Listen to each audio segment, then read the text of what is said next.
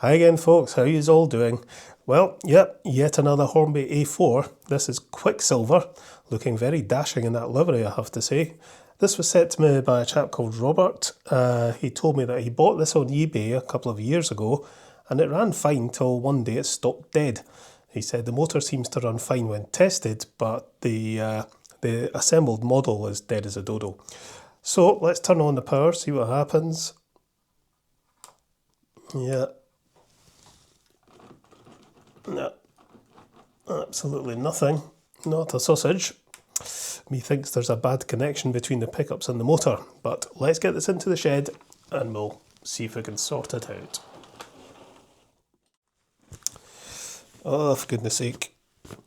Do you know what? I think I'm going to get myself some sort of apron to wear when I'm doing these repairs, because I'm always dropping oil on myself and splashing myself with contact cleaner and other stuff. So yeah, some sort of apron might be a good idea. Keep me togs clean. Right, yes, let's get a look at this. I think this is a Hornby Super Detail Special Edition model. It's very nice. I think it's R2286. I could be wrong on that. But yeah, very nice model, and I don't see anything wrong with it whatsoever. Where's my glasses?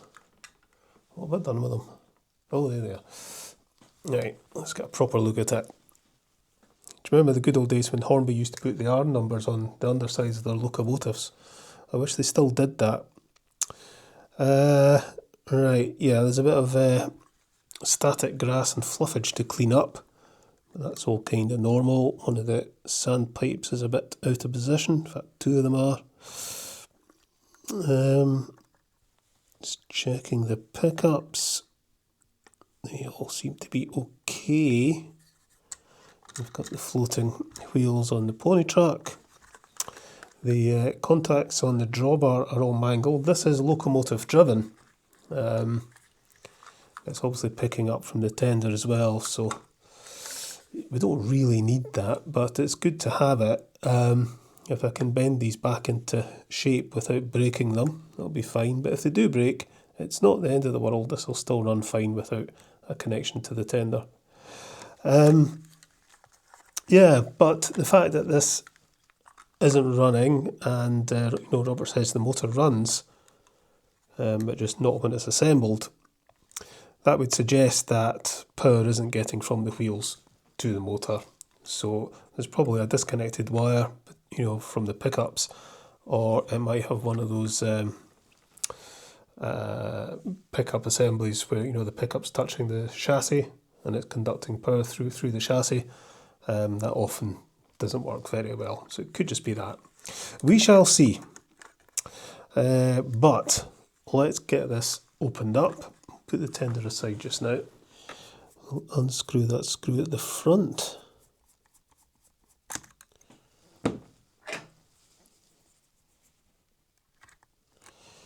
That's out. We've got a wee pipe here at the side, I see. Does that have to be disconnected? Yeah, disconnect that. That then lifts out.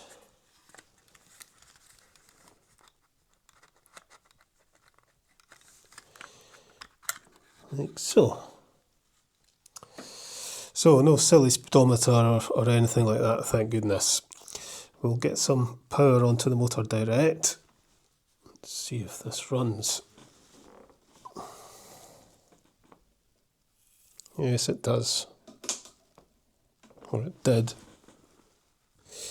A pickup has got itself out of position and it's jamming up one of the wheels. Yeah, I don't think I want to test that like that. Let's get the motor disengaged and then we'll test it. Get that out. Lift that off. Loosen that and the motor disengages. A wee check of the double gear. Thankfully, that all looks tickety-boo. Right, now let's have a wee test of this motor. Power is on. Yeah, it's spinning away fine. So that backs up what Robert was saying. The motor works independently, it's fine, but when it's all assembled, it's not running. So I'll pop that back in. Does that need any lubrication or anything? Do you know what? It looks all absolutely fine. I don't think there's much point in putting any more in there. So I'll pop this back just to keep it secure. And then we'll get into the underside, because I think we've got mangled pickups, which could be jamming it, but I suspect there's a bad contact or a broken wire. Right, we shall undo these screws. Yeah, it's those, it's one of these that you see with the endoscope. So if the pickup there isn't making good enough contact with that, it won't run. Yeah, these are a bit mangled. Let's just take this out.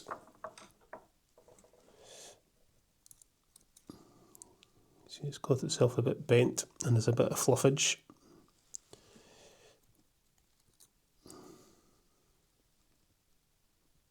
And this pickup is supposed to make contact with the chassis there.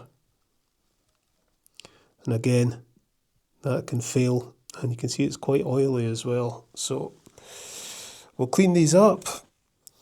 Axles are all nice and clean. I just want to be able to see if that wire is attached.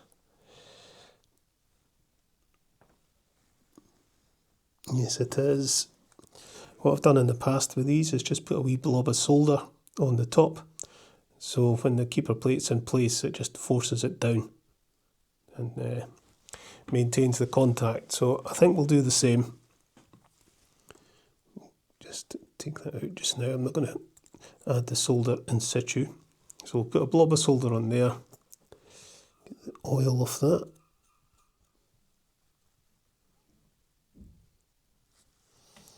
So I just want to put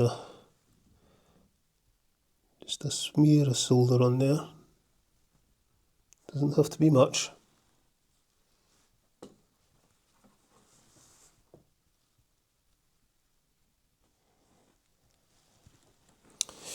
Alright, so put that back into place.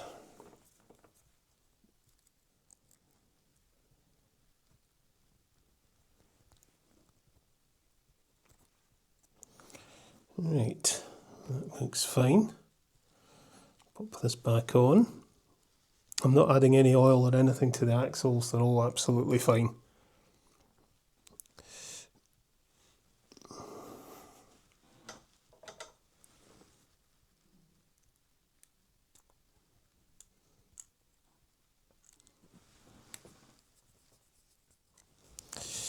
Okay, just check the pickups are all in position, doing what they're supposed to. Right, okay. Let's give this a wee test. Right, power on, and away it goes.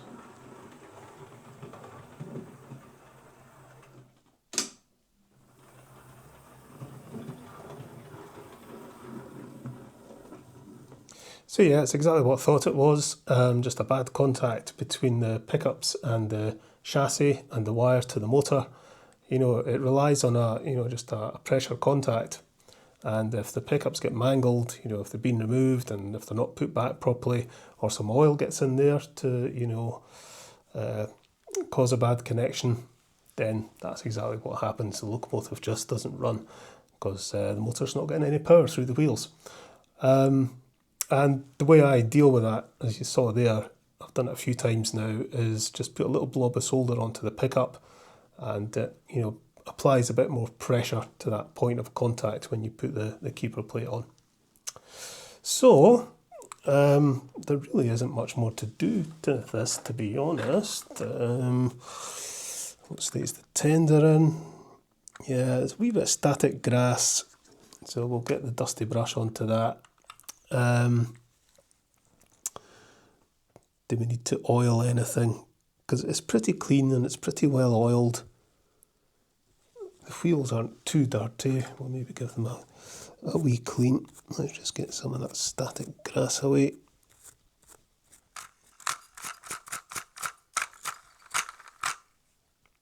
Yeah, it's all fine. It's got a magnetic coupling on there.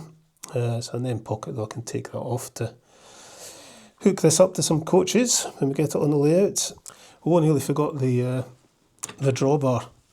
Before I start cleaning wheels, let's sort this out.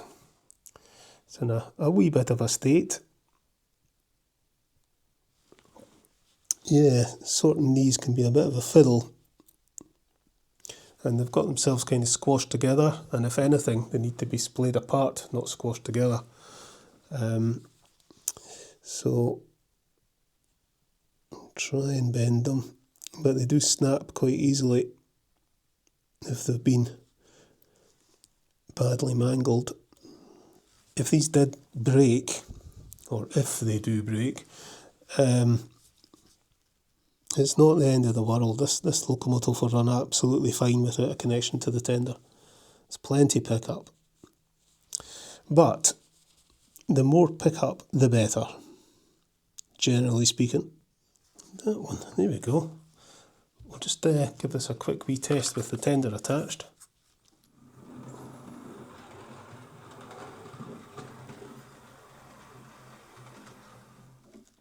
Seems fine.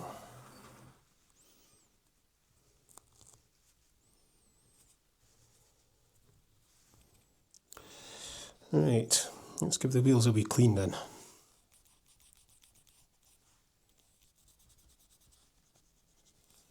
I think I'm happy with everything now. We'll see if we can get this back into the body. These ones can be a wee bit of a fiddle actually.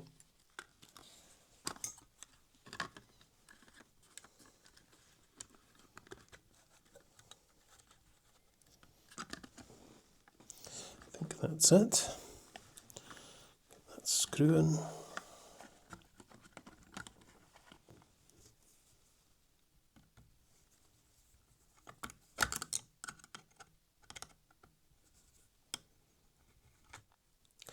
We look inside the cab.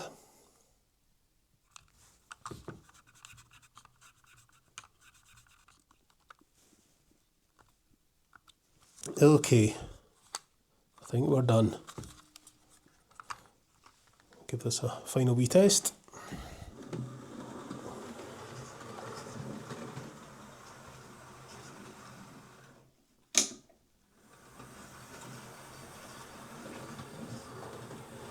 A wee bit of pickup scrape, but nothing to write home about. So that's Quicksilver sorted. Yeah, it was just that bad connection. I think probably what's happened is the pickup got out of shape and was hitting the inside of the wheel, and because that shaft for the crank pin was, sticking out a wee bit, caught it, mangled the pickup, and that's probably pulled it out of position and broken the connection.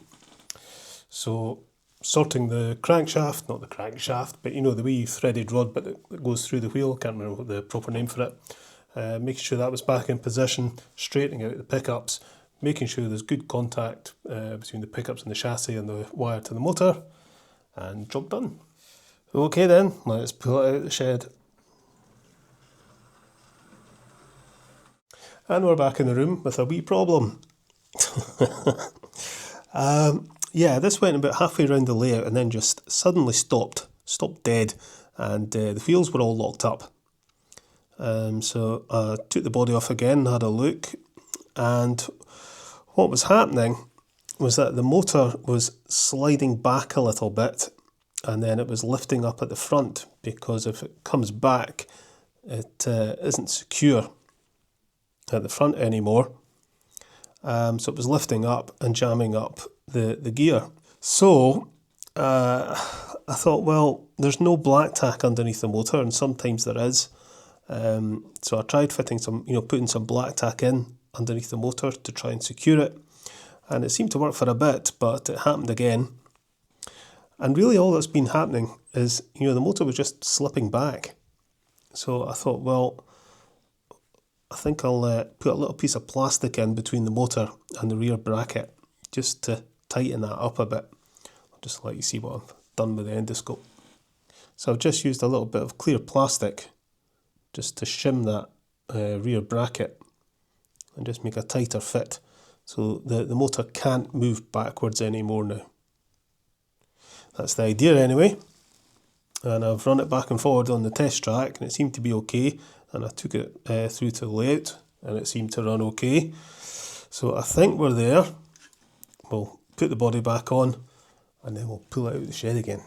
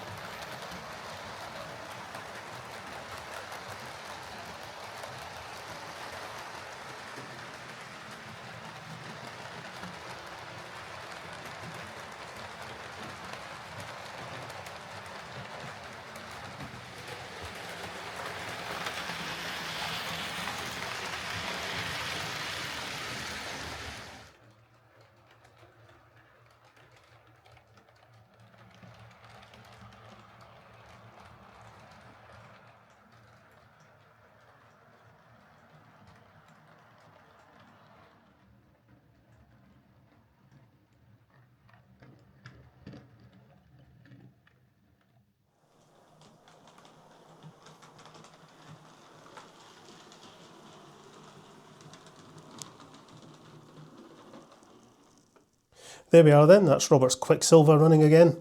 Another case of that particular Hornby pickup arrangement failing.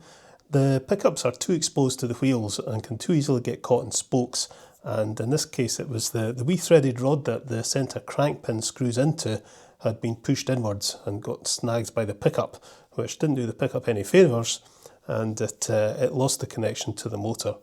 But also there was quite a bit of oil in there that might have been interfering with the connectivity.